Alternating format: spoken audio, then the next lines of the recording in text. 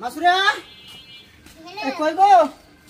এ পেয়ারা নিয়ে আসলো পেয়ারা ঝালানি কর তো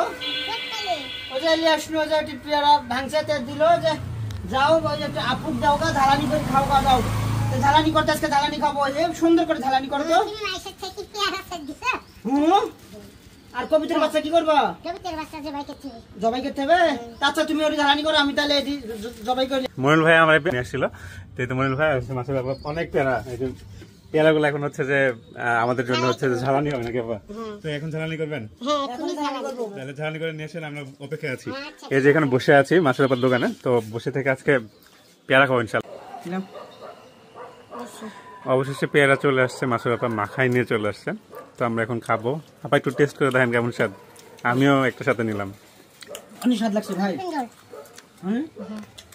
তোমার জিনিসটা তুমি যার বড় সুন্দর তাহলে কি বুঝবো আমরা না আমিও খাইছি তো অনেক সুন্দর লাগছে মাখানোটা ভালো ছিল বলো